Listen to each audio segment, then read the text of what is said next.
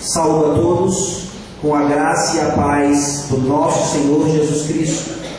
Amém.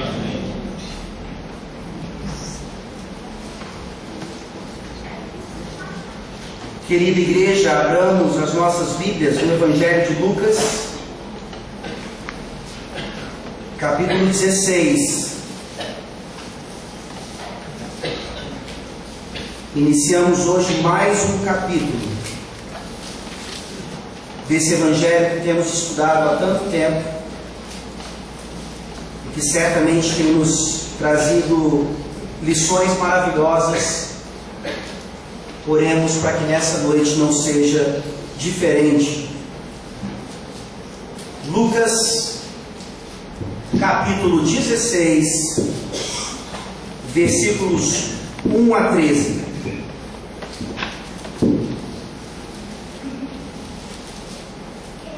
Lucas 16, de 1 a 13, essa é a palavra da salvação.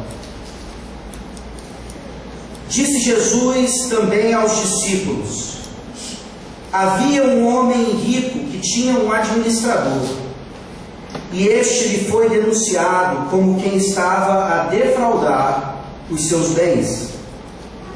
Então, mandando-o chamar, lhe disse: que é isso que ouço a teu respeito? Presta contas da tua administração, porque já não podes mais continuar nela. Disse o administrador consigo mesmo: que farei, pois o meu senhor me tira a administração? Trabalhar na terra não posso, também de mendigar tenho vergonha. Eu sei o que farei, para que, quando for demitido da administração, me recebam em suas casas. Tendo chamado cada um dos devedores do seu senhor, disse ao primeiro: quanto deves ao meu patrão? Respondeu ele: 100 cados de azeite. Então disse: toma a tua conta, assenta-te depressa e escreve 50. Depois perguntou ao outro: tu quanto deves? Respondeu ele: 100 coros de trigo. Disse-lhe: toma a tua conta e escreve 80. E elogiou o Senhor, o administrador infiel, porque se houvera atiladamente, porque os filhos do mundo são mais hábeis na sua própria geração do que os filhos da luz. E eu vos recomendo, das riquezas de origem iníqua, fazei amigos, para que quando aquelas vos faltarem, esses amigos vos recebam nos tabernáculos eternos. Quem é fiel no pouco, também é fiel no muito. E quem é injusto no pouco, também é injusto no muito.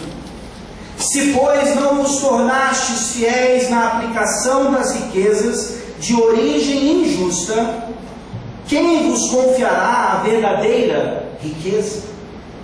Se não vos tornastes fiéis na aplicação do alheio, quem vos dará o que é vosso? Ninguém pode servir a dois senhores, porque ou há de aborrecer-se de um e amar ao outro, ou se devotará a um e desprezará ao outro. Não podeis servir a Deus e às riquezas. Amém. Amém. Vamos orar.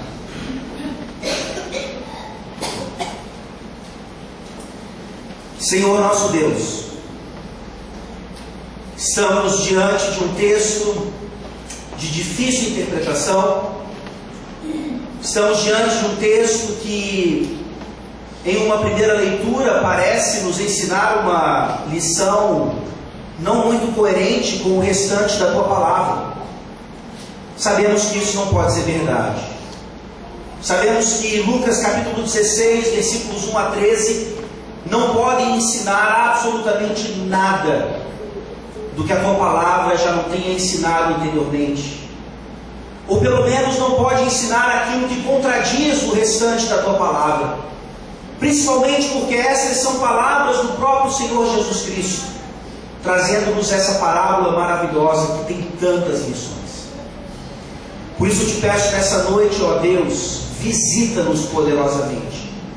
Ilumina-nos, ó Deus, para que nós compreendamos exatamente o que o Espírito Santo quis dizer quando ele inspirou Lucas para registrar essas palavras como sendo palavras saídas diretamente da boca do teu filho.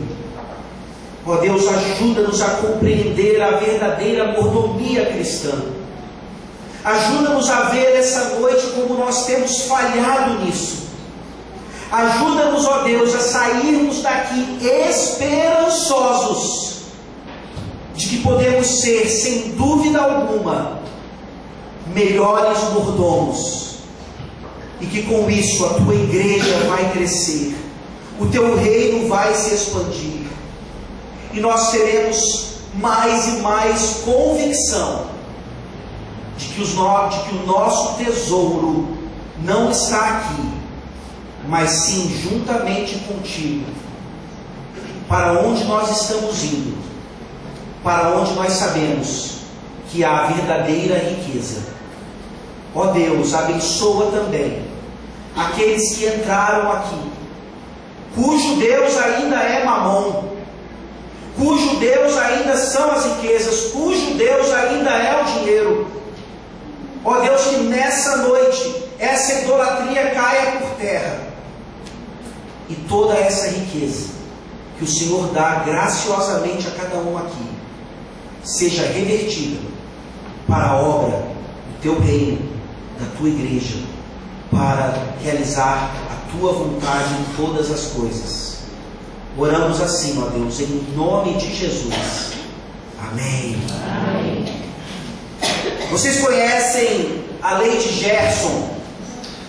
Talvez para aqueles que não a conheçam com esse nome, é a famosa lei que caracteriza tanto os brasileiros, para nossa infelicidade.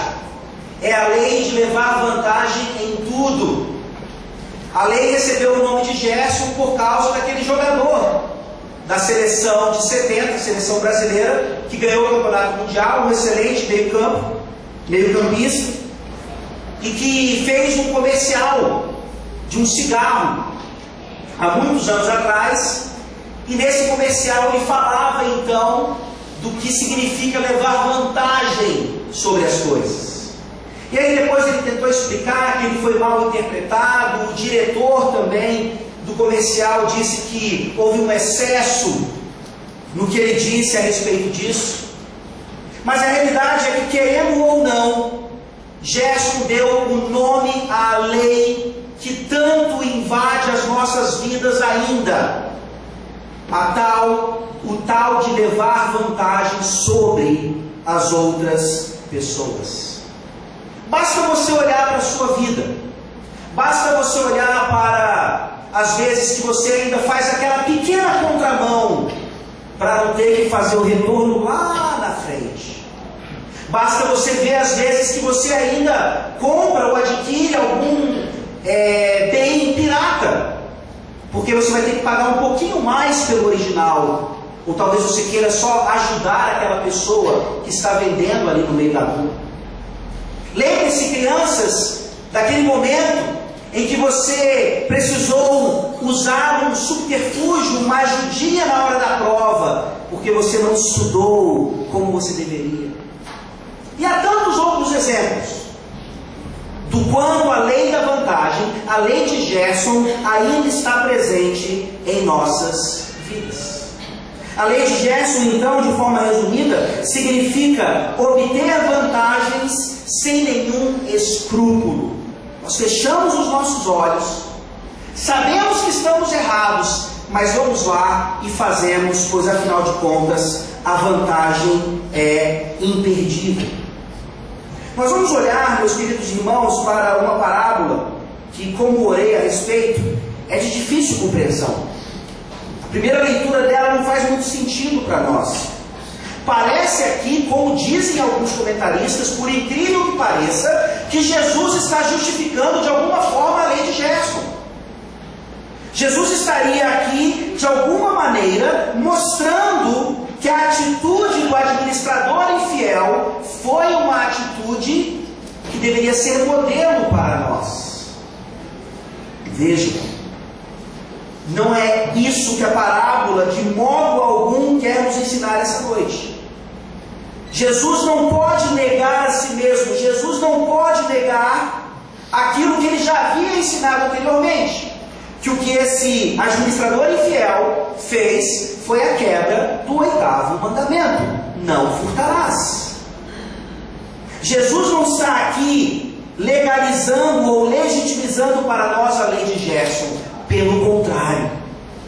Ele está nos mostrando, ainda no contexto da parábola do filho pródigo, como nós devemos lidar com as pequenas coisas, com os pequenos detalhes da vida, principalmente na área de finanças.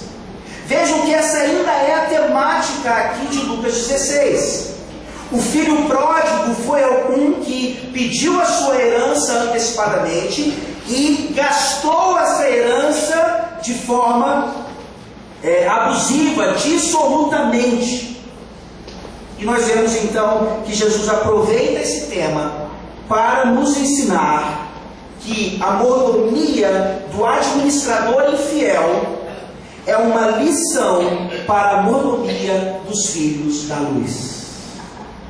Só isso já deveria chamar muito a nossa atenção. Jesus está usando a mordomia de um administrador infiel para trazer lições de mordomia para nós que somos filhos da luz. Nós vamos ver essa parábola em 2 pontos. O primeiro é a mordomia do administrador infiel, dos versículos 1 a 8. E depois, no restante da parábola, versículos 9 a 13, nós veremos a mordomia dos filhos da luz. Vejamos então se nós hoje, nessa noite, ainda nos achamos na mordomia do administrador infiel, aqueles que constantemente se utilizam da lei de Gerson, ainda mais nas áreas de finanças, ou se nós já aprendemos o que é a mordomia dos filhos da luz e a temos praticado de forma a glorificar o nosso Pai Celestial. Vejamos então a mordomia do administrador infiel, versículos 1 a 8. Os versículos 1 e 2 de Lucas 16 nos mostram aqui que essa mordomia ela era infiel. Leiamos mais uma vez. Disse Jesus também aos discípulos: havia um homem rico que tinha um administrador, e este lhe foi denunciado como quem estava a defraudar os seus bens. Então mandando-o chamar, lhe disse: que é isso que eu ouço a teu respeito? Presta contas da tua administração, porque já não podes continuar nela. A palavra aqui traduzida é traduzida como administrador, mas nós temos a ideia, já nesses primeiros versículos, de mordomo, mordomia. E nós gostamos de falar esse tipo de coisa. Nós que já estamos na igreja há algum tempo, geralmente falamos que nós somos mordomos das coisas que Deus nos dá. Mas vamos nos lembrar um pouquinho de alguns princípios da mordomia, pelo menos 2. Para a mordomia significa então que tudo aquilo que nós temos, que foi dado a nós para nós cuidarmos, não é nosso. A sua casa própria não é sua, se você é mordomo de Deus. O seu carro quitado não é seu, se você é mordomo de Deus. O seu dinheiro lá no banco, pouco ou muito, não é seu, se você é mordomo de Deus. Isso é um princípio a respeito da mordomia. E como é difícil agora nós falarmos o quanto é bom ser mordomos de Deus. Porque é difícil nós nos desapegarmos de tal forma, a ponto de dizer, realmente, tudo o que eu tenho, absolutamente tudo, pertence a Deus e não a mim. Sou um mero administrador. Isso claramente nos mostra como temos administrado mal, então, os bens de Deus, porque nós geralmente os tratamos como se fossem nossos. Faço do meu dinheiro, faço do meu carro, faço dos meus bens o que eu bem entender. Um mordomo não diz isso. A segunda característica do mordomo é que ele deveria ser encontrado fiel. Várias outras parábolas, vários outros ensinamentos de Jesus mostram a ideia de que o Senhor Deus é ilustrado como aquele que deixa parte de sua terra aos cuidados de algumas pessoas, e ele vai embora, e um dia ele volta para que aquelas pessoas prestem conta do que eles produziram, do que foi rendido, ou do que renderam para o Senhor. Mais uma vez, se somos mordomos de Deus, como tem sido a nossa fidelidade? A primeira manifestação aqui para nós é desse administrador que não possuía essas coisas, mas apenas gerenciava, e ele claramente está sendo infiel. Ele vai receber as consequências disso. O patrão, o Senhor, diz claramente: essa administração não é mais sua. Ele está sendo demitido sumariamente. Meus queridos irmãos, a nossa péssima mordomia traz consequências terríveis. E se nós temos lidado com os bens que Deus tem nos dado de forma infiel, de forma negligente, não é à toa que a igreja, o povo de Deus, até mesmo as nossas famílias, têm sofrido e muito por causa dessa péssima mordomia. Mas vejam aqui então, que os primeiros versículos nos mostram essa infidelidade, que vai ser importante depois, lá na frente, no nosso segundo ponto. E a partir do versículo 3, então, até o versículo 7, nós começamos a ver que esse que foi demitido sumariamente, ou seria pelo menos, ele não se faz de vítima. Ele começa então a planejar para o futuro. Algo importante para um administrador. Se ele falhou de uma forma, ele não vai cometer o mesmo erro, principalmente se isso for garantir a sua sobrevivência. E aqui os versículos de 3 a 7, eu chamo aqui como estratégias de sobrevivência. A primeira estratégia de sobrevivência dele, no versículo 3, é rejeitar atividades legítimas de sustento, atividades legítimas de sobrevivência. Veja o que o versículo 3 diz mais uma vez. Disse o administrador consigo mesmo: que farei? Pois o meu senhor me tira a administração. Trabalhar na terra não posso, também de mendigar tenho vergonha. A primeira rejeição desse homem ao buscar a sua sobrevivência é em relação a um trabalho que nós diríamos assim, não tão vistoso assim. Trabalho com as mãos, trabalho na terra, é um trabalho vergonhoso. É trabalho para quem não estudou em escola particular. É trabalho para quem não teve as mesmas oportunidades que nós tivemos. Quando nós olhamos para trabalhos e consideramos esses trabalhos indignos ou vergonhosos, nós temos um sério problema em nosso entendimento do que trabalho é. Existe um ditado no futebol, acho que o Dadá Maravilha ele dizia isso: não existe gol feio, feio é não fazer gol. Pegando esse ditado, nós dizemos a mesma coisa, que à luz da palavra de Deus, não existe trabalho vergonhoso. Vergonhoso é não trabalhar. E nós fazemos uma comparação aqui, talvez com os nossos jovens do Brasil de uma forma geral e os jovens dos Estados Unidos. Sem contar que os jovens dos Estados Unidos, eles começam a trabalhar bem mais cedo que os nossos. Eles trabalham em coisas que os nossos jovens olhariam aqui e diriam: eu cuidar de crianças de outras pessoas? Eu fazer trabalhos que a empregada lá da minha casa faz? Eu que estudei e tenho mestrado e estou fazendo um doutorado, trabalhar no McDonald's como gerente? Meus queridos irmãos, não há nada de indigno em trabalharmos nessas coisas que claramente geram mais economia, não só para a sociedade, mas principalmente para nós. Porque pior do que trabalhar em alguma coisa que pareça vergonhosa, mas que gere algum dinheiro, é você ficar em casa estudando para concurso durante 10 anos sem conseguir passar, achando que concurso é o único trabalho digno que um brasileiro do seu porte pode fazer. Não seja como esse mordomo infiel. Comece a trabalhar. Principalmente vocês homens, jovens, querem se casar logo, a pressão está difícil, trabalhem. Mostrem para a população do Brasil que cristãos sabem e reconhecem o valor do trabalho, qualquer que ele seja. Aquele mordomo infiel não estava pronto para isso.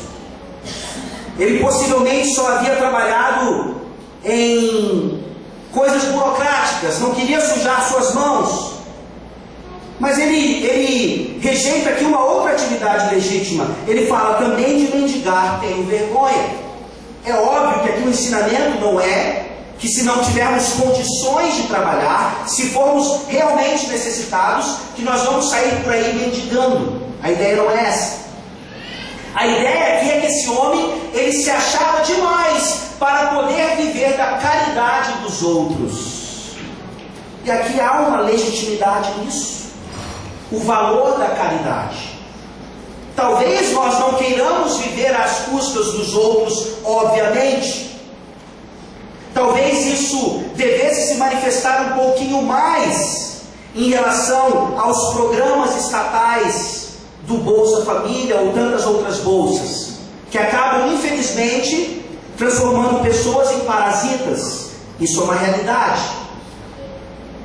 Mas, por outro lado, nós olhamos então para a igreja, que é responsável, então, primordialmente para exercer esse trabalho de caridade para com os necessitados de fato, e nós vemos também o quanto nós temos falhado.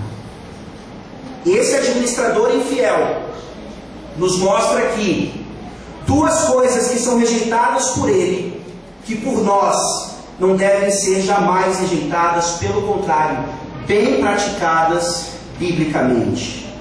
Mas na verdade, o que Jesus está querendo mostrar de fato na vida desse homem acontece aqui nos versículos 4 a 7. Talvez os versículos mais complicados da parábola. Vejamos por quê. Versículos 4 a 7 mais uma vez. Eu sei o que farei, para que quando for demitido da administração, me recebam em suas casas. Tendo chamado cada um dos devedores do seu senhor, disse ao primeiro: quanto deves ao meu patrão? Respondeu ele: 100 cados de azeite. Então disse: toma a tua conta, assenta-te depressa e escreve 50. Depois perguntou ao outro: tu quanto deves? Respondeu ele: 100 coros de trigo. Disse-lhe: toma a tua conta e escreve 80. Na primeira leitura nós olhamos para isso aqui e queremos gritar: fraude! Fraude! Como é que o Senhor Jesus pode usar um exemplo de fraude para ser modelo da mordomia dos filhos da luz? Ora, vejamos a sabedoria do nosso Senhor e Mestre. O versículo 4 vai ser primordial quando entrarmos no nosso segundo ponto e analisarmos o versículo 9. Vejam aqui então como no versículo 4, aquele homem, por mais infiel que ele fosse, ele não se senta num cantinho e fica se lamentando por perder o trabalho. Ele vai à luta, ele começa a se preparar para o futuro, ele é um homem previdente. Ele fala: eu sei o que farei para que quando for demitido da administração, me recebam em suas casas. Ele está preparando o que nós chamaríamos hoje talvez de a sua aposentadoria. Não necessariamente o fato de ele não mais trabalhar, mas uma vez que ele tivesse demitido, o seu seguro-desemprego estava garantido. Recebê-lo em suas casas é uma expressão aqui para garantir que ele teria oportunidades de trabalho nesses outros lugares. Lembre-se do currículo desse homem. Ele está sendo demitido sumariamente. Ele não consegue trabalhar na terra, ele não quer viver de caridade. Ele vai ter que buscar outros empregos. Como é que ele vai limpar a sua ficha? Ele começa a nos mostrar isso. Como ele vai fazer por meios ilícitos? E aí eu gostaria então que os irmãos abrissem suas Bíblias, por favor, em Deuteronômio 23, versículos 19 a 20. Deuteronômio 23, versículos 19 a 20. Prestem atenção, porque esse contexto aqui é fundamental para nós entendermos o que está acontecendo ali. Sem dúvida alguma, o que aquele homem fez foi ilícito, injusto, quebra do 8º mandamento. Mas na quebra do 8º mandamento, esse homem está mostrando uma coisa que Jesus usa para ser modelo para nós. Deuteronômio 23, 19 a 20. A teu irmão não emprestarás com juros, seja dinheiro, seja comida, ou qualquer coisa que é costume se emprestar com juros. Ao estrangeiro emprestarás com juros, porém a teu irmão não emprestarás com juros, para que o Senhor teu Deus te abençoe em todos os teus empreendimentos, na terra a qual passas a possuir. Como é que esse texto joga a luz ao que nós estamos vendo? Não era só o administrador que era infiel. O patrão também era infiel, quebrando a lei de Deuteronômio 23. Quando nós olhamos para o primeiro devedor que devia 100 cabos de azeite e o outro que devia 100 coros de trigo, nós vemos aqui que essa dívida não era a dívida real, era uma dívida somada de muitos juros, juros até mesmo abusivos. O administrador infiel sabia disso. Ele também sabia que o seu patrão, que o seu senhor, de acordo com Deuteronômio 23, ele não podia cobrar esses juros. Ele não podia cobrar ou realizar esse tipo de usura. É por isso, então, que esse administrador, conhecendo bem também a infidelidade do seu patrão, ele fala: vou reduzir a dívida, ou pelo menos vou tornar a dívida a mais justa possível. Por isso, então, que quando se trata de azeite, os juros eram mais altos. Você pode perceber isso, inclusive, na cultura judaica. A dívida de azeite era de 50, mas ele tinha que pagar 100, o dobro. Já a dívida do trigo, os juros eram um pouco menores. Ele devia 80 na realidade, mas sua dívida foi aumentada para 100. Ou seja, nós não estamos vendo aqui também a conversão do administrador infiel, e ele está agora sendo bonzinho e está cumprindo Deuteronômio 23. Não! Ele continua sendo injusto, ele continua sendo infiel, ele está pensando só no seu próprio umbigo, ele está pensando apenas em garantir o seu seguro desemprego.